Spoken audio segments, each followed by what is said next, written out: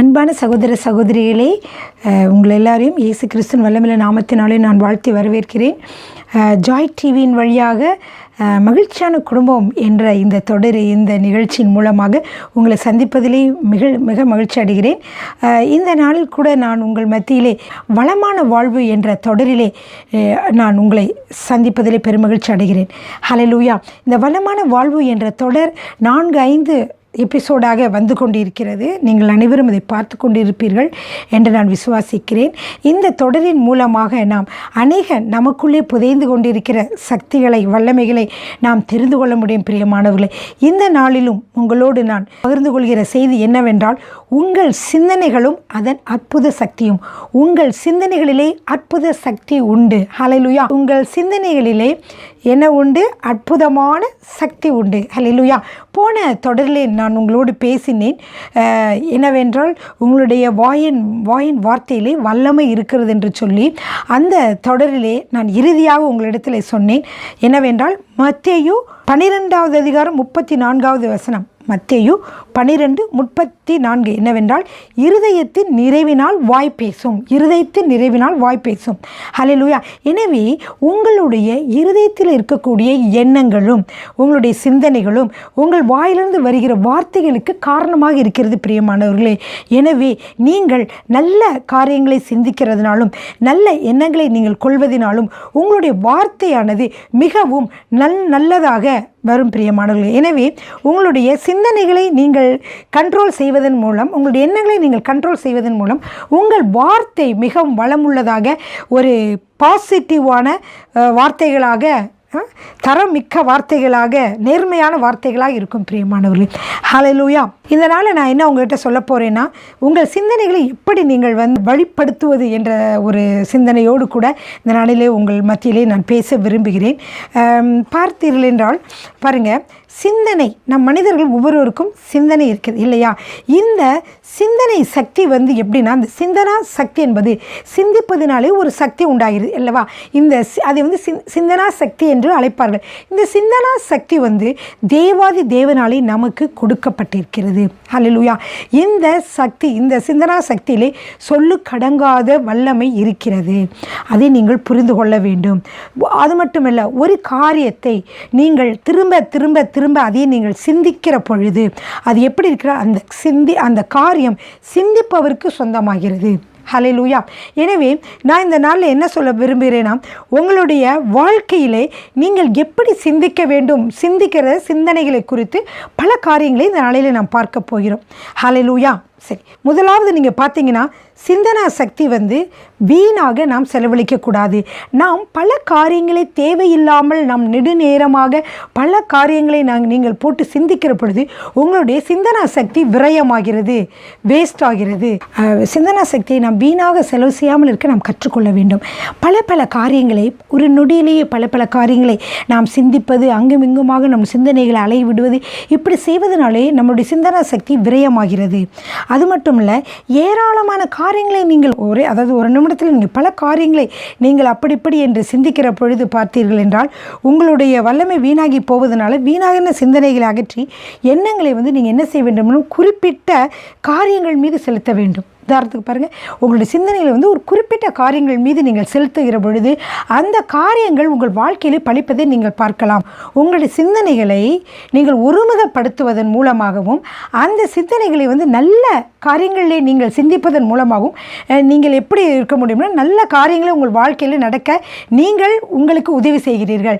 எனவே நீங்கள் பாருங்கள், ஒரு தீய காரியங்கள் மற்ற காரியங்களை நீங்கள் நினைத்து கொண்டு இருக்கிற பொழுது அந்த தீய காரியங்கள் தான் உங்கள் வாழ்க்கையில் பலிக்கும். எனவே நீங்கள் எப்பொழுதும் நல்ல காரியங்களை நீங்கள் சிந்திக்க வேண்டும். தீய சிந்தனைகள் தீய காரியங்களை ஏற்படுத்துறதுனால இது பாவமான காரியங்கள். பாருங்கள், சில பாவம் செய்கிறவங்க அவங்க எல்லாம் கேட்டிங்கன்னா அவங்க பிளான் பண்ணிக்கிட்டே இருப்பாங்க.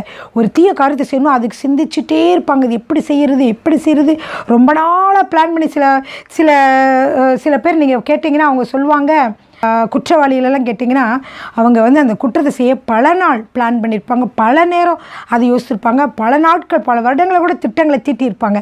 அதே யோசித்து அப்போது இதுலேருந்து என்ன தெரியுது, நம்மளோட சிந்தனை சக்திகளை தவறான விதத்திலே கூட நாம் பயன்படுத்தினால், எந்த கருத்துக்கு பயன்படுத்துகிறோமோ அந்த காரியத்திலே அது போகுது. தவறான காரியம்னா தவறான, அது நல்ல காரியங்களுக்கு நீங்கள் அதை யோசித்து பாருங்கள், நல்ல காரியங்கள் நடக்குது. எனவே தான் உங்கள் சிந்தனைகளுக்கு சக்தி வல்லமை உண்டு என்பதை நீங்கள் தெரிந்து கொள்ளுங்கள். எனவே உங்களுடைய சிந்தனைகளை நீங்கள் ஒருமுகப்படுத்தி உங்களுக்கு தேவையான நல்ல காரியங்களுக்கு பயன்படுத்த சிந்தனை செய்யுங்கள். பாருங்க, வேதாகமத்திலே நீதிமொழிகள் 23:7 அவன் இருதயத்தின் நினைவு எப்படி இருக்கிறதோ அப்படியே அவன் இருக்கிறான். எனவே சமுதாய நலன்கள் அல்லது பிற நலன்கள் அவைகளை அடிப்படையாக கொண்ட சிந்தனைகளை நீங்கள் சிந்திப்பீர்களானால் நீங்கள் பல நல்ல பலன்களை கொண்டு வரும். உங்களுக்கு மட்டுமல்ல, இந்த சமுதாயத்துக்கும் பிறருக்கும் நல்ல பலன்களை கொண்டு வரும். ஹல்லேலூயா. எனவே நமக்குள் இருக்கும் தேவனுடைய ராஜ்யத்தை ராஜ்யத்திலே அடங்கி கிடக்கும் ஏராளமான நன்மைகள் அடங்கி கிடக்கிறது என்று சொன்னேன் இல்லையா? உங்களுக்குள்ளே இருக்கக்கூடிய தேவனுடைய ராஜ்யத்திலே சமாதானம், சந்தோஷம், நீடிய பொறுமை, தயவு, அது மட்டும் இல்லை, நல்ல சுகம், பலன், ஐஸ்வர்யம், வெற்றி போன்ற அநேக காரியங்கள் அடங்கியிருக்கு சொன்னதில்லை. இந்த காரியங்கள் எல்லாம் நீங்கள் வெளிக்கொண்டு வர வேண்டும் என்றால் நீங்கள் எப்பொழுதும் நல்ல சிந்தனை உடையவர்களாக நீங்கள் இருக்க வேண்டும். அப்பொழுது உங்கள் வாழ்க்கையிலே நீங்கள் அநேக ஆசீர்வாதங்களையும் வெற்றியும் நீங்கள் பெற்றுக்கொள்ள முடியும். ஹல்லேலூயா. உங்களுடைய சிந்தனைகளை நீங்கள் சரிப்படுத்தணும் சொன்னேன் இல்லையா? இப்போ இந்த சிந்தனைகளை நீங்கள் நன்மை தரும் சிந்தனைகளாக நீங்கள் பயன்படுத்தணும்னு சொன்னேன். அது மட்டும் இல்லை, உங்களுடைய தேவனுடைய ராஜ்யமாகிய உங்களுக்குள்ளே இருக்கக்கூடிய அந்த அற்புதங்கள், அந்த சக்திகளையும், அந்த நல்ல குணங்களையும், உங்களுக்கு வாழ்க்கைக்கு தேவையான காரியங்களையும், ஐஸ்வர்யம் போன்ற காரியங்களையும் நீங்கள் வெளிக்கொண்டு வருவதற்கு உங்களுடைய நல்ல சிந்தனைகள் மிகவும் முக்கியமானதாக இருக்கிறது. எனவே உங்கள் சிந்தனைகளை நீங்கள் செக் பண்ணி, எந்த மாதிரி சிந்தனைகளை நான் செய்கிறேன், ஏன் தேவையில்லாத காரியங்களை செய்து கொண்டு, ஏன் அடுத்தவர்களை வீழ்த்த வேண்டும், அடுத்தவர்களை கெடுக்க வேண்டும், அடுத்தவர்களை மோசமாக ஆக்க வேண்டும் என்று ஏன் நான் சிந்தித்து என்னுடைய சிந்தனா சக்தியை நான் ஏன் வேஸ்டாக்க வேண்டும்? என்னுடைய வாழ்க்கைக்கு தேவையான முக்கியமான காரியங்களை, என் குடும்பத்திற்கு தேவையான முக்கியமான காரியங்களை, என் நாட்டிற்கு தேவையான முக்கியமான காரியங்களை நான் ஏன் சிந்திக்க கூடாது என்று சொல்லி நீங்கள் அப்படிப்பட்ட காரியங்களை சிந்திக்க வேண்டும். உண்மையிலே நீங்கள் சிந்திக்கிற பொழுது, அதையே நீங்கள் அடிக்கடி சிந்தித்துக் கொண்டிருக்கிற பொழுது உங்கள் வாழ்க்கையிலே பழிக்கும் பிரியமானவர்களே. ஹல்லேலூயா. வேதத்திலே தான் அப்படிப்பட்ட அநேக காரியங்கள் கொடுக்கப்பட்டிருக்கிறது. அதைத்தான் இந்த நாளிலே நாம் பார்க்க போகிறோம். நான் சொன்னேன் இல்லையா, நீதிமொழிகள் 23:7, அவன் இருதயத்தின் நினைவு எப்படியோ அப்படியே அவனும் இருக்கிறான். எனவே உங்களுடைய நினைவுகள் நன்மையாகவும் நல்லதாக இருந்தால் எப்படி இருக்கும்? நீங்களும் நல்லவர்களாக, நன்மை செய்கிறவர்களாக இருப்பீர்கள் அல்லவா? ஹல்லேலூயா. சரி, நல்ல காரியங்கள், தேவையான பொருட்கள் எவ்வளவோ உண்டு இல்லையா? வசதியான வீடு, குடும்ப வாழ்க்கை, திருமணமாகாதவர்கள், நல்ல கணவன், நல்ல மனைவி, நல்ல குழந்தைகள், ஆரோக்கியம், பேலன்ஸ், சமாதானம், சந்தோஷம், வெற்றி, நல்ல வேலை, ஐஸ்வர்யம், தேவையான வசதிகள், வருமானம், இவை எல்லாமே எங்கே இருக்கிறது? நம்முடைய உள்ளத்தில் இருந்து, அதாவது நம்முடைய உள்ளிருந்து அது வெளிப்படுமானால், ஒன்று கூடி வருமானால், வெளியே கூடி இருந்தால் எப்படி இருக்கும்? இதனால் பிறருக்கு நீங்கள் உதவி செய்ய முடியும் இல்லையா? பிறருக்கு இத்தனை வசதிகள் அனைத்தும் உங்களுக்குள்ளே இருக்கிறது என்பதை உங்களுக்கு தெரியும். இதை வெளிக்கொண்டு வருவதற்கு நல்ல சிந்தனைகள் அவசியம் என்று நான் சொன்னேன். ஹல்லேலூயா. சரி, இப்போ பாருங்க, இப்படிப்பட்ட ஒரு நல்ல தீர்மானத்தை நீங்கள் நல்ல சிந்தனைகளை சிந்திக்க வேண்டும், நன்மையான காரியங்களை செய்ய வேண்டும் என்று சொல்லி நீங்கள் எடுக்கிற இந்த தீர்மானத்தின் பேர் எப்படி என்றால், அது ஒரு உன்னதமான தீர்மானமாக இருக்கும். ஹல்லேலூயா. பிறருக்கு பயன்படும் இந்த உன்னத நோக்கம் பிறருக்கு தீங்கு செய்யாததாக இருக்கும், பிறருக்கு தீங்கு கொடுக்காததாக, நான் எல்லோருக்கும் நன்மை கொடுக்கக்கூடிய ஒன்றாகவே இருக்கும். இப்படிப்பட்ட உன்னத நோக்கத்தோடு நீங்கள் வாழ வேண்டும் என்பதற்காக தான் ஆண்டவர் உங்களை சிருஷ்டித்திருக்கிறார். இந்த உலகத்தை படைத்த தேவாதி தேவன் உங்களை ஒரு நோக்கத்திற்காக சிருஷ்டித்திருக்கிறார். என்ன நோக்கத்திற்காக சிருஷ்டித்திருக்கிறார் என்றால், இந்த உன்னதமான நோக்கத்தை, பிறருக்கு நன்மை செய்யக்கூடிய, உங்கள் வாழ்க்கையும் வளமாக மட்டுமல்ல பிறருக்கும் நன்மை செய்யக்கூடிய ஒரு சிந்தனையை, நீங்கள் ஒரு திட்டத்தை, நீங்கள் அந்த திட்டத்தின் பேர் சொன்ன உன்னதமான திட்டத்தை நீங்கள் கொண்டிருக்க வேண்டும் என்பதுதான் தேவனுடைய சித்தமாக இருக்கிறது. ஹல்லேலூயா. அதனால தான் பார்த்தீங்கன்னா, ஆண்டவருக்கு இந்த மோசமான உலகத்திலே நல்ல பல காரியங்களை செய்ய வேண்டும் என்பது ஆண்டவருடைய திட்டமாக இருக்கிறது. இந்த காரியங்களை, அதாவது பாருங்கள், ஒரு மோசமான உலகம், அதை சீர்திருத்த வேண்டும். ஒரு மக்கள் பசி பட்டினோடு இருக்காங்க, அவங்களை சீர்திருத்த வேண்டும். மக்கள் பாவத்திலே வாழ்ந்து கொண்டிருக்கிறார்கள், அது சீர்திருத்தப்பட வேண்டும். மக்கள் அடுத்தவர்களை துன்புறுத்தி அதனால் வாழ்கிறார்கள், அவர்களை சீர்திருத்த வேண்டும். மோசமான அரசாங்கங்கள் இருக்கின்றன, அவைகளை சீர்திருத்த வேண்டும். அல்லது ஞானமற்ற அரசாங்கங்கள் இருக்கின்றன, அவைகளை சீர்திருத்த. இப்படி பலவிதமான காரியங்கள் உங்கள் வாழ்க்கையில், ஐயோ இந்த அதாவது அனாதை குழந்தைகளை நாம் காப்பாற்ற வேண்டும், மோசமான நிலைமையில் இருக்கக்கூடிய பெண்களை விடுவித்து கொண்டு வர வேண்டும். இப்படி பலவிதமான தேவைகள் இந்த உலகத்தில் இருக்கிறது. இவைகள் எல்லாம் செய்ய வேண்டும் என்றால் நம்மாலோ மனித சக்தியாலோ செய்ய முடியாது பிரியமானவர்களே. இவைகளை அனைத்தையும் செய்ய வேண்டும் என்றால் அது ஒரு தெய்வீக சக்தி வேண்டும். அந்த தெய்வீக சக்தியை உடைய தேவாதி தேவனுக்கு அவரால் செய்ய முடியாது. அவர் ஒரு மனித சக்தியை எதிர்பார்த்து கொண்டிருக்கிறார். எனவே நாம் அவரோடு கூட இணைந்து செயல்படுவோமானால் நம் சக்தியும் தேவனுடைய சக்தியும் நமது திட்டமும் அவருடைய திட்டமும் ஒன்று ஒன்றிணைந்து செயல்படுமானால் நம் வாழ்க்கையிலே பல காரியங்களை நாம் செய்ய முடியும் பிரியமானவர்களே. ஹல்லேலூயா. எனவே தான் உங்களுடைய சிந்தனா சக்தி மிகவும் வல்லமை உள்ளது, அற்புதங்களை செய்யக்கூடியது. எனவே இந்த அறிந்து நீங்கள் உங்களுடைய சிந்தனைகளை எப்பொழுதும் மேம்படுத்துங்கள். எப்பொழுதும் சுயமாக நீங்கள் எல்லா காரியங்களும் நினைக்காமல் பிறருக்கு நன்மை தரக்கூடிய காரியங்களாக நீங்கள் சிந்தியுங்கள். ஹல்லேலூயா. இது மட்டுமல்ல, இந்த அற்புதமான காரியங்களை, இந்த தெய்வீக சக்தியை எல்லா இடங்களிலும் வாரி வழங்க வேண்டும் என்பதுதான் தேவனுடைய சித்தம். அதற்கு நீங்கள் ஒரு கருவியாக இருந்து உதவி செய்யுங்கள். அதுவே கடவுளுடைய நோக்கமாக இருக்கிறது. அதுவே ஆண்டவருடைய நோக்கம் உங்கள் வாழ்க்கையிலே பிரியமானவர்களே. ஹல்லேலூயா. வசனம் எடுத்துக்கொள்வோமா? நீதிமொழிகள் 16:33. நீதிமொழிகள் 16:33. காரிய சித்தியோ கர்த்தரால் வரும். ஹல்லேலூயா. உங்கள் வாழ்க்கையில் ஏற்பட்ட தோல்விகள், பிரச்சனைகள் இருக்கிற பொழுது நீங்கள் அதையே திரும்ப திரும்ப சிந்தித்து கொண்டிருந்தால் உங்களுடைய வாழ்க்கையிலே தீமை தான் வரும் பிரியமானவர்களே. இப்படி கஷ்டப்பட்டேனே, இந்த மாதிரி என்னை அவன் கஷ்டப்படுத்தினான், இந்த மாதிரி என் வாழ்க்கையில் கஷ்டம் ஏன் இவங்களால நடந்துச்சு, இவங்களை எப்படி பழி தீர்ப்பது, இல்லை எப்படி இவங்களுக்கு நான் பதில் செய்வது என்று சொல்லி நாம் தீமையான காரியங்களிலேயே நாம் மிகவும் நினைத்து தீமை தான் வரும் இல்லையா? ஆனால் வேதத்தை நீங்கள் அறிந்து அதனை படித்து நீங்கள் தெரிகிற போது ஆண்டவர் என்ன சொல்கிறார்? பழி வாங்குதல் எனக்குரியது, நானே பதில் செய்வேன் என்று ஆண்டவர் சொல்கிறார் இல்லையா? இப்படி உதாரணத்துக்கு சொல்கிறேன். இப்படி எல்லா காரியங்களுமே நீங்கள் வேதத்தை படிக்கிற பொழுது உங்களுக்கு கர்த்தர் இந்த ஞானத்தோடு நடத்துவார்.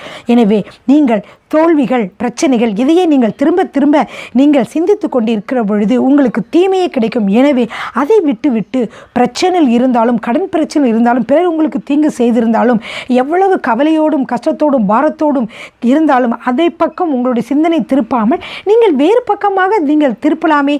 ஏன் அதையே நீங்கள் எப்பொழுதும் நினைத்து கொண்டே இருக்க வேண்டும்? அதிலிருந்து எப்படியெல்லாம் வெளியே வரலாம், எப்படியெல்லாம் வெளியே நான் வருவேன், எப்படியெல்லாம் நான் பிரகாசிப்பேன், எப்படியெல்லாம் நான் வெற்றி பெறுவேன், எப்படியெல்லாம் இந்த என்னுடைய வாழ்க்கையிலே நான் பிரகாசமாக இருப்பேன், மற்றவர்களை விட நான் எப்படிலாம் முன்னேறி இருப்பேன் என்று சொல்லி நீங்கள் சிந்திக்கலாமே.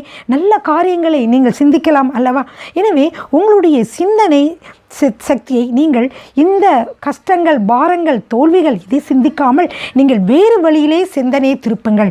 இதற்கு அழகான அருமையான ஆண்டவருடைய பாடல்கள் இருக்கிறது, ஆண்டவருடைய வசனங்கள் இருக்கிறது, ஆண்டவருடைய வார்த்தைகள் இருக்கிறது. நம்மளுடைய தேவன் நமக்கு அருமையாய் கொடுத்த இது எல்லாமே நம்மளுக்கு சிந்தனைகளுக்கு நல்ல ஒரு புது பலத்தை கொடுத்து பாசிட்டிவாக மாற்றுகிறது பிரியமானவர்களே. ஹல்லேலூயா. எனவே நீங்கள் இனிமேல் இப்படி தவறாகவோ இல்லை கவலையோடும் பாரத்தோடும் கஷ்டத்தோடும் நீங்கள் வாழ வேண்டும் அல்லது அதை சிந்திக்க வேண்டும் என்று கட்டாயம் இல்லை. உங்களிலே ஒருவர் சர்வ வல்லமை உள்ளவர் இருக்கிறார். அவர் உங்களுக்கு இந்த பிரச்சனையிலிருந்து வெற்றி தர முடியும் என்று சிந்தியுங்கள்.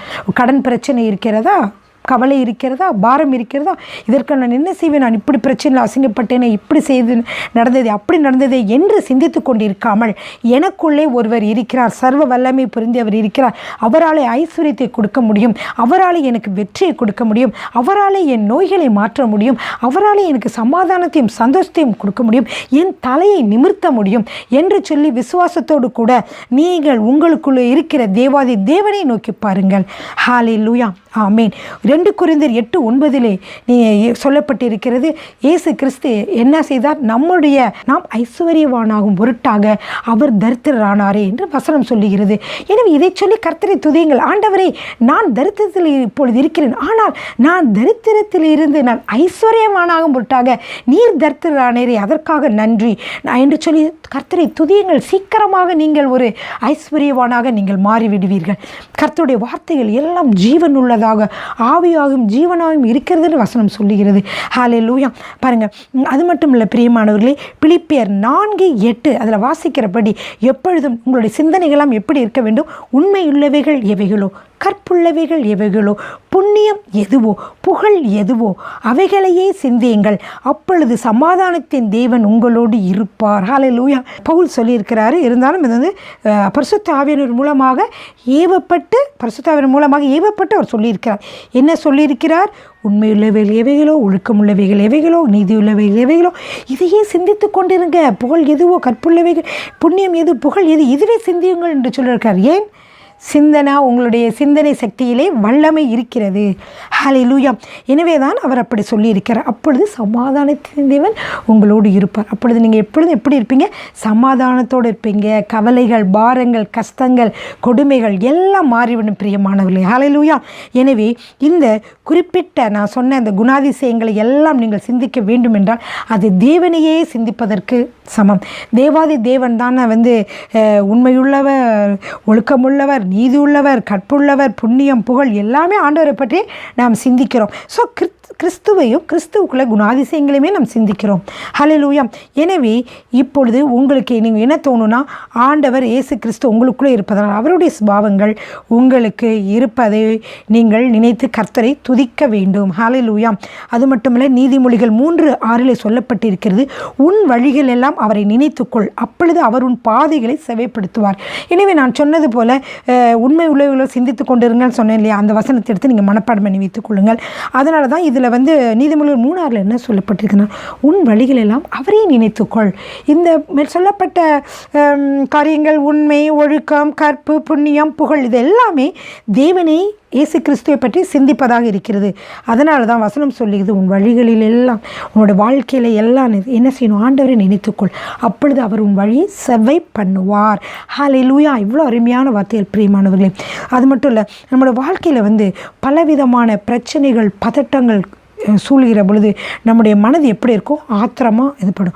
ஆனால் அப்படிப்பட்ட வருகிற பொழுது நீங்கள் ஆத்திரத்துக்கும் அவசரத்துக்கும் எதற்குமே இடம் கூடாதீர்கள். நீங்கள் கொஞ்சம் கொஞ்சமாக மாறுங்கள். ஆத்திரத்துக்கும் அவசரத்துக்கும் இடம் கொடுக்க வேண்டியதே இல்லை. ஏனென்றால் நீதிமொழிகள் 21:5 சொல்லப்பட்டிருக்கிறது, ஜாக்கிரதை உள்ளவனுடைய நினைவுகள் செல்வத்துக்கும் பதறுகிறவனுடைய நினைவுகள் தரித்திரத்துக்கும் எதுவாகும். அப்போது உங்களுக்கு தரித்திரம் அல்லது கஷ்டங்கள் இருக்கிறது என்றால் அதற்கு நீங்களே தான் காரணம். நீங்களே தான் காரணம். ஏனென்றால் அநேக நேரங்களில் பதறி போய் அவசரமாக நீங்கள் முடிவெடுத்திருப்பீர்கள். நீங்கள் பதறி அவசரமாக எந்த முடிவும் எடுக்காதீர்கள். நீங்கள் முடிவு எடுப்பதற்கு முன்பாக ஜெபியுங்கள். கர்த்தரிடம் போய் அந்த காரியத்தை சொல்லி ஜெபித்து விட்டு நீங்கள் முடிவெடுங்கள். கட்டாயமாக நீங்கள் நல்ல முடிவைத்தான் எடுப்பீர்கள். ஹல்லேலூயா. அது மட்டும் இல்லை, சில நேரங்களில் பார்த்தீங்கன்னா அவங்க இப்படி செய்துட்டாங்களே, அப்படி செய்துட்டாங்க, மற்றவர்களை நீங்கள் நினைக்கிற பொழுது உங்கள் மனதிலே தீமை செய்வதற்கு ஏதுவான எண்ணங்களும் யோசனைகளும் உங்களுக்கு தோன்றும். அந்த எண்ணங்களுக்கு நீங்கள் இடம் கொடுக்காதீர்கள். ஏனென்றால் வசனம் சொல்லுகிறது, நீதிமொழிகள் 14:22 வசனம், தீமையை யோசிக்கிறவன் தவறுவான், நன்மையை யோசிக்கிறவனுக்கோ கிருபையும் சத்தியமும் உண்டு. தீமையை யோசிக்கிறவன் என்ன செய்வான்? தவறுவான். நன்மையை யோசிக்கிறவனுக்கோ கிருபையும் சத்தியமும் உண்டு. ஹல்லேலூயா. எனவே நீங்கள் நலமானவைகளை சிந்திக்க வேண்டும் என்று கூறுவதன் மூலமாக நீங்கள் நினச்சிடக்கூடாது, நம்ம சுய சக்தினால் பலத்தினால என்னன்னாலும் பிளான் பண்ணிக்கலாம், பேசலாம், நம்ம திங்க் பண்ணலாம் அப்படின்னு சொல்லி நீங்கள் நினைக்கக்கூடாது. ஏனென்றால் வசனம் சொல்லுகிறது, சங்கீதம் 94:11, மனுஷனுடைய சிந்தைகள் வீணென்று கர்த்தர் அறிந்திருக்கிறார். எனவே நம்முடைய சிந்தனைகள் தேவ பலத்தோடு இணைந்திருக்க வேண்டும். எப்படி இருக்க வேண்டும்? தேவ பலத்தோடு இணைந்திருக்க வேண்டும். தேவனை சார்ந்ததாக இருக்க வேண்டும். சுய பலத்தோடு சார்ந்து இருக்கக்கூடாது. நான் அப்படி செய்வேன், இப்படி செய்வேன், வீம்பா நம்ம எதுவுமே இது பண்ணக்கூடாது. நம் கர்த்தரோடு இணைந்து நாம் நடக்கிற பொழுது நம்முடைய வாழ்க்கையில் எல்லா காரியங்களுமே எப்படி உண்டாகும்? ஆசீர்வாதமானதாக மாறும் பிரியமானவர்களே. ஹல்லேலூயா. எனவே நான் சொன்னேன், உங்கள் மனதில் வேறு எந்த சிந்தனைக்கு இடம் கொடாமல் நல்ல சிந்தனைகளுக்கும் தேவனை பற்றிய சிந்தனைகளுக்குமே நீங்கள் இடம் கொடுக்க வேண்டும். அப்படி இருக்கிற பொழுது இயேசு கிறிஸ்துவும் அவருடைய பரிபூர்ணங்களும் உங்களுக்குள் இருப்பதை இடவிடாமல் நினைத்து நீங்கள் துதிக்க வேண்டும். அதாவது நீங்கள் வல்லமையும் பலமும் சிறப்பும் உடையவர்களாக நீங்கள் மாறுவீர்கள். எப்பொழுதும் நலமான சந்தோஷமான எண்ணங்களை மட்டுமே நீங்கள் சிந்தியுங்கள். வியாதி, வறுமை, கடன், பிரச்சனை, பகை, விரோதம், பயம், பொறாமை, பலவீனம், கஷ்டம், தனிமை, தோல்வி ஆகிய எண்ணங்களை உங்கள் மனதிலிருந்து தூக்கி எறிந்துவிட்டு அதற்கு பதிலாக ஆரோக்கியம், சுகம், நிறைவு, அன்பு, தைரியம், ஐஸ்வர்யம், ஆரோக்கியம், சமாதானம், சந்தோஷம், வெற்றி இவைகளை நீங்கள் எப்பொழுதும் சிந்தியுங்கள். இவைகள் அனைத்தும் உங்களுக்குள் இருப்பதாக நீங்கள் நினைத்து தேவனை துதியுங்கள். இப்படி நீங்கள் செய்வதன் மூலமாக இடைவிடாமல் நீங்கள் இப்படி சிந்திப்பதன் மூலமாகவும் கர்த்தரை துதிப்பதன் மூலமாகவும் உங்களுடைய இருதயத்திலே, அதாவது உங்களுடைய மனதிலே ஒரு பலன் கிடைப்பதை உணர்வீர்கள். அதாவது ஒரு பலம் தெய்வீக பலம் கிடைப்பதை நீங்கள் உணர்வீர்கள். அதாவது ஒரு பவர், காட்ஸ் பவர் உங்களுக்குள்ளே இருப்பதை நீங்கள் உணர்வீர்கள். எனவே உங்களுக்கு பயம், அச்சம் எல்லாம் உங்களை விட்டு சென்றுவிடும். எந்த கவலை, பாரங்கள் எல்லாம் உங்களை விட்டு சென்றுவிடும். அதே நேரத்தில் நீங்கள் கொஞ்சம் நேரங்கள் நல்ல காரியங்களை சிந்திப்பது, அப்புறம் தீமையான காரியங்களை சிந்திப்பது, இப்படி மாறி மாறி செய்தீர்கள் என்றால் உங்களுக்கு மனக்குழப்பம் உண்டாகும். எனவே நீங்கள் தொடர்ச்சியாக இப்படி சிந்திக்க வேண்டும். இதற்கு இலகுவான வழி என்ன? கர்த்தருடைய வேதத்தை வாசிப்பதுதான் பிரியமானவர்களே. கர்த்தருடைய வேதத்தை வாசியுங்க. அங்கே ஒவ்வொருடைய வாழ்க்கையும் பாருங்க. இவர் இப்படி செய்தார், இவருடைய வாழ்க்கை கர்த்தர் இப்படி மாற்றினார், இவர் இப்படி இருந்தார், இவருடைய கர்த்தர் இவருடைய வாழ்க்கை எப்படி மாற்றினார் என்று சொல்லி அநேக காரியங்கள் நம்முடைய வேதத்தில் காணப்படுகிறது. எனவே தான் இந்த காரியங்கள் எல்லாம் நான் சொல்லுகிற உங்களுடைய வார்த்தை, உங்களுடைய எண்ணங்கள், உங்களுடைய செயல்கள், உங்களுடைய சிந்தனைகள், உங்களுடைய எல்லாமே நீங்கள் மாற வேண்டும் என்று சொல்லியிருக்கிறது. இந்த அடிப்படையான கருத்துக்கள். இந்த அடிப்படையான கருத்துக்களை நீங்கள் கடைப்பிடித்து கொண்டே நீங்கள் வேதத்தை வாசிக்கிற பொழுது இந்த காரியங்கள் படியே உங்கள் வாழ்க்கை நீங்கள் நடத்துவீர்கள். எப்பொழுதும் சிந்திக்கும் பொழுதும் ஒரு சமாதான காரியங்கள் பாருங்கள். சில சமயங்களில் நானும் என்னுடைய கணவரும் ஊழியத்திற்கு புதிது எல்லாம் பார்த்திங்கன்னா நாங்கள் நிறைய நேரங்கள் பேசுவது ஊழியத்தை பற்றி. அப்போ நீங்கள் நம்ம இப்படி ஊழியம் செய்தோம், அப்படி இதாச்சு, இவர் பாருங்கள், இவர்கிட்ட ஆண்டவரை பற்றி சொன்னோம், இந்த ஆள் எப்படி சந்தோஷமாக இருந்தார், இவர் சாட்சி நம்ம சபையில் சொல்லும் பொழுது இவ்வளோ சந்தோஷமாக இருந்துச்சு, நம்ம ஜெபித்த காரியங்கள் நடந்ததுன்னு சொன்னாரே, ரொம்ப வெற்றி. பாருங்கள், ஒருத்தருக்கு திருமணமாகலாம் சொல்லி நம்ம ஜெபிச்சுட்டு அவர் வாழ்க்கையில் திருமணம் நடந்தது. கர்த்தர் எப்படி அந்த திருமணத்தை ஒன்று கூட்டினார் கேட்கிற பொழுது ஆச்சரியம். அப்புறம் குழந்தையே இல்லைன்னு சொல்லிருந்தாங்க, அவங்க வாழ்க்கையில் கர்த்தர் எப்படி அற்புதமாக குழந்தையை கொடுக்குறார், இது ஒரு ஆச்சரியம் அப்படின்னு சொல்லி நாங்கள் சர்ச்சில் நடக்கிற சில காரியங்கள், இந்த காரியங்களாம் நாங்கள் பேசுவோம். இந்த காரியங்கள் ஊழியத்தை செய்வதால் எவ்வளோ நன்மைகள் என்று சொல்லுவோம். கர்த்தர் இப்படிலாம் நம்மளை ஆசீர்வதிக்கிறார், எப்படி நம்ம பொருளாதார தேவைகளை சந்திக்கிறார் என்று சொல்லி மேலும் இப்படி நாங்கள் எப்பவுமே பாசிட்டிவான நல்ல காரியங்களே தான் நம்ம அடிக்கடி வீட்டில் இருக்கும்போது சமையல் வேலையோ மற்ற எந்த வேலையோ பேசி செஞ்சுட்டு இருந்தாலும் நம்ம பேசிக்கொண்டு இருக்க பொழுதெல்லாம் இந்த மாதிரி பாசிட்டிவான திங்கிங்ஸாக நிறைய நம்ம பேசுவோம். மற்றவர்களை பற்றி குறைகளையோ அது நம்ம சொல்லிக்கொண்டு இருக்கிறத விட அவன் அப்படி செஞ்சான், இவன் இப்படி செஞ்சான், நாங்கள் மற்றவங்களை தூத்தி கொண்டு இருக்கிறத விட கர்த்தர் எங்களுடைய வாழ்க்கையில் செய்த நன்மைகளையும் செய்து கொண்டு பேசிகிட்டு இருப்போம். அதுக்கு நேரமே பத்தாது. ஒவ்வொரு பிள்ளையுடைய வாழ்க்கையும் கர்த்தர் எப்படியெல்லாம் அற்புதம் செய்தார் என்று பேசுவோம், அதுக்கும் நேரமே பத்தாது. இப்படியாக நாங்கள் பேசுகிறோம். இதே மாதிரி தான் நீங்கள் தனிமையில் பேசணும். தனிமையில் இருக்கிற பொழுதும் நீங்கள் நல்ல காரியங்களை நீங்கள் சிந்திக்க வேண்டும். ஆஹா, நான் இப்படி கர்த்தரை பற்றி சொன்னேன், அவருடைய வாழ்க்கை மாறினதே என்று சொல்லி நீங்கள் நீங்கள் நினைப்பீங்க. இவருக்காக நான் ஜெபித்தேனே, இவருடைய வாழ்க்கை மாறியதே என்று சொல்லி நீங்கள் சந்தோஷப்படுவீங்க. எனவே நீங்கள் எப்பொழுதும் உங்களுக்குள்ளே இருக்கக்கூடிய இந்த அற்புத சக்தியை நீங்கள் நல்ல நலமானவர்களே நீங்கள் சிந்திக்க வேண்டும். அப்படி தான் நீங்கள் இருக்கிற பொழுது என்ன செய்ய வேண்டும்? சில சமயங்களே உங்களுக்கு உடனேயே உங்களுக்கு வெற்றி கிடைக்காவிட்டாலும் முழுவதுமாக போக போக போக போக சிந்திக்க பழக நீங்கள் உங்களுக்கு நல்ல காரியங்களே உங்களுக்கு கிடைக்கும். இதனாலே நீங்கள் கர்த்தரை நன்றியோடு துதிப்பதன் மூலம் துரிதமான பலனை நீங்கள் பெற்றுக்கொள்வீர்கள். ஹல்லேலூயா. நீங்கள் வாழ்க்கையில் என்ன வேணாலும் நீங்கள் வேண்டுமென்று விரும்புகிறீர்களோ அது அப்படியே நடக்கும். நீங்கள் எதையெல்லாம் சிந்தித்து கொண்டே இருக்கிறீர்களோ அது உங்கள் வாழ்க்கையில் நடக்கும். நீங்கள் விதைப்பதை போல தான் சிந்திப்பதும். நீங்கள் நல்ல காரியங்களை சிந்தித்து கொண்டே இருக்கிற பொழுது என்ன நடக்கும்? அந்த காரியங்களே உங்கள் வாழ்க்கையில் நடக்கும். நல்ல வீடு, அதை பற்றி சிந்தியுங்கள். அதை எப்படி அடைவது, வீடு, குடும்பங்கள், எப்படி நல்ல ஊழியம், மற்ற காரியங்கள் எல்லாம் எப்படி அடைவது என்று சொல்லி சிந்திக்கிற பொழுது அப்படியே உங்கள் வாழ்க்கையில் நடக்கும் பிரியமானவர்களே. ஹல்லேலூயா, ஆமேன். இந்த காரியங்களை நீங்கள் நன்றாக கேட்டு பாருங்கள். கொடுத்த வேத வசனங்களை நீங்கள் ஆராய்ந்து பாருங்கள். 2 கொரிந்தியர் 10ஆம் அதிகாரம் 3வது வசனம். 2 கொரிந்தியர் 10ஆம் அதிகாரம் 3வது வசனத்திலிருந்து சில வசனங்களையும் உங்களுக்கு வாசிக்க விரும்புகிறேன். நாங்கள் மாம்சத்தில் நடக்கிறவர்களாக இருந்தும் மாம்சத்தின்படி போர் செய்கிறவர்கள் அல்ல. எங்களுடைய போராயுதங்கள் மாம்சத்துக்கு ஏற்றவர்களாக இராமல் அரண்களை நிர்மூலமாக்குகிறதற்கு தேவ பலமுள்ளவைகளாக இருக்கிறது. அவைகளால் நாங்கள் தர்க்கங்களையும் தேவனை அறிகிற அறிவுக்கு விரோதமாக எழும்புகிற எல்லா மேட்டிமையையும் நிர்மூலமாக்கி எந்த எண்ணத்தையும் கிறிஸ்துவுக்கு கீழ்ப்படிய சிறைப்படுத்துகிறவர்களாக இருக்கிறோம். ஹல்லேலூயா, ஆமேன். எப்படிப்பட்டவர்களாக நாங்கள் இருக்கிறோம் என்று இங்கே பார்க்கிறோம். எந்த எண்ணத்தையும் கிறிஸ்துவுக்கு கீழ்ப்படியே சிறைப்படுத்துகிறவர்களாக இருக்கிறோம். ஹல்லேலூயா. இதை போலவே நாம் எந்த எண்ணத்தையும் சிந்தனைகளையும் நாம் என்ன செய்ய வேண்டும்? கிறிஸ்துவுக்குள்ளாக நாம் சிறைப்படுத்த வேண்டும். ஹல்லேலூயா. அதுதான் இந்த நாளிலே சொன்ன டாபிக். இதை நீங்கள் திரும்பவுமாக நீங்கள் கேட்டு வசனங்களை கொண்டு நீங்கள் ஆராய்ந்து நீங்கள் நல்ல சிந்தனைகளை கொண்டு உங்களுடைய சிந்தனைகளை நீங்கள் எதை திரும்ப திரும்ப சிந்திக்கிறீர்களோ அதையே நீங்கள் பெற்றுக்கொள்ளும்படியாக நான் உங்களை வாழ்த்து தாழ்த்துகிறேன். எங்களை நேசிக்கிற அருமையான தேவாதி தேவனே, இந்த அருமையான வேலுமுக்கு நன்றி செலுத்துகிறோம். ஆண்டவரே, இந்த கொரோனா வைரஸ் ஆண்டவரே, இந்த ஜெபிக்க வந்திருக்கிறேன். இந்த கொரோனா வைரஸ் ஆண்டவரே பல நாடுகளிலும் ஆண்டவரே பல பிரச்சனைகளை கொண்டு வந்தது ஆண்டவரே. அது இயேசுவின் நாமத்தில் நிர்மூலமாக முடியாது ஜெபிக்கிறேன் ஆண்டவரே. அதனுடைய எல்லா ஆதிக்கமும் இயேசுவின் நாமத்தினால மாறட்டும் ஆண்டவரே. அப்பா, நாங்கள் அப்படியே நாங்கள் நினைக்கிறோம். எங்களை ஆண்டவரே நீங்கள் ஆண்டவரே பத்திரமாக பாதுகாத்து கொண்டு வந்திருக்கிறீங்க. இது ஒரு பெரிய திட்டத்திற்காக உம்முடைய காரியங்களை நாங்கள் செய்ய, உமக்காக நாங்கள் எழுந்து பிரகாசிக்க, உமக்காக நாங்கள் இந்த நாட்டிலும் ஆண்டவரே நாங்கள் இருக்கிற இடங்களிலும் சபையிலும் பெரிய மாற்றங்களை கொண்டு வர வேண்டும் என்று நீர் விரும்புகிறீர் ஆண்டவரே. அப்படியே நாங்கள் நல்ல காரியங்களை சிந்தித்து ஆண்டவரே அதை உங்களிடமிருந்து பெற்றுக்கொள்ள கிருபை பாராட்டுங்க ஆண்டவரே. இந்த கொரோனா நோயில் பாதிக்கப்பட்ட மக்களை கர்த்தர் விடுதலை செய்வீராக. சீக்கிரமாய் ஆண்டவரே தடுப்பு மருந்து கண்டுபிடிக்கும்படியாக நான் ஜெபிக்கிறேன். மருந்துகள் ஆண்டவரை கண்டுபிடிக்க முடியாது ஜெபிக்கிறேன் ஆண்டவரை. பாதிக்கப்பட்ட மக்கள் சீக்கிரமாக எங்களுடைய நாட்டில் சீக்கிரமாக சுகமாகி வருகிறார்கள். அதற்காக உமக்கு நன்றி செலுத்துகிறேன். அப்படி எல்லா நாடுகளிலும் இந்தியாவிலும் கூட ஆண்டவரை பாதிக்கப்பட்ட மக்கள் ஆண்டவரை சுகமாகி வரும்படியாக நான் ஜெபிக்கிறேன். அப்படியே நீங்கள் செய்வதற்காக நன்றி செலுத்துகிறேன். இயேசு கிறிஸ்துவின் வல்லமையுள்ள நாமத்தில் பிதாவே, ஆமென்.